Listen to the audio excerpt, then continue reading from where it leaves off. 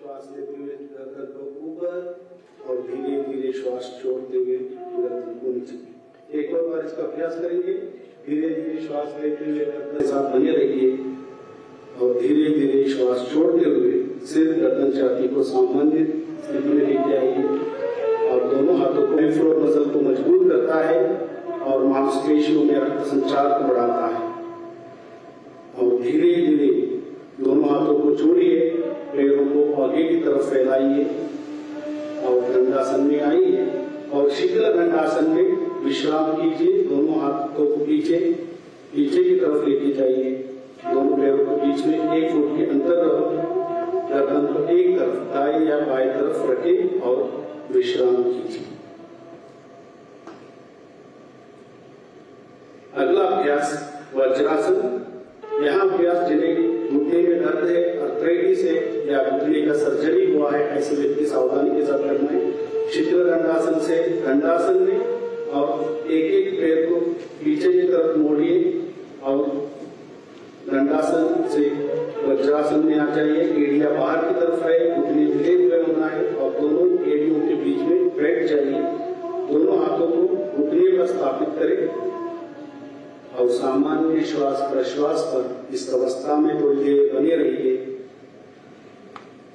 यह अभ्यास pelvic floor muscle को मजबूत करता है और मांसपेशियों में रक्त संचार को बढ़ाता है और पाचन क्रिया को भी बढ़ाता है। अगला आसन, यही से हम अर्धमुस्त्रासन का अभ्यास करेंगे। वज्रासन की स्थिति से धीरे धीरे घुटने पर खड़े हो जाइए। घुटने के बीच कुछ अंतर बना के रखिए। दोनों हाथों को कमर के पीछे रखिए, कलाई ऊपर और उंगलियां नीचे की तरफ रहे और धीरे धीरे श्वास को करते हुए सिर गर्दन छाती के ऊपर की भाग को नीचे लेके जाइए। इस दौरान आंखें खुली रहे और इस अवस्था में थोड़ी देर सामान्य श्वास प्रश्वास पर बने रहिए। यहाँ अभ्यास बैक मसल को मजबूत करता है और कमर दर्द को दूर करता है। और धीरे धीरे श्वास छोड़ते हुए सिर गर्दन और छाती को सामान्य स्थिति में लेके आइए और धीरे धीरे वज्रासन में पुनः बैठ जाइए। अगला अभ्यास शशकासन का अभ्यास करेंगे। वज्रासन की स्थिति से दोनों घुटनों को बाहर की तरफ खोलें।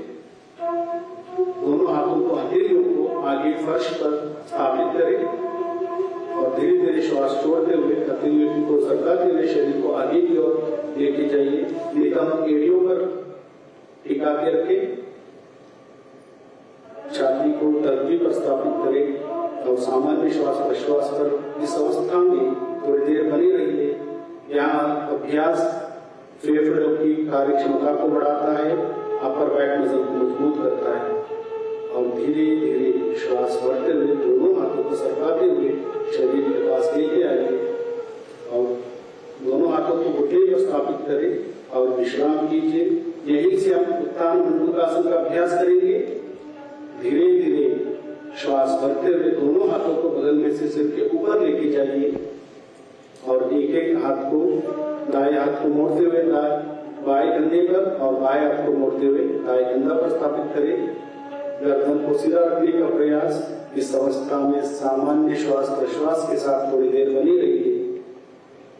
यह अभ्यास फेफड़ों का कार्यक्षमता को बढ़ाता है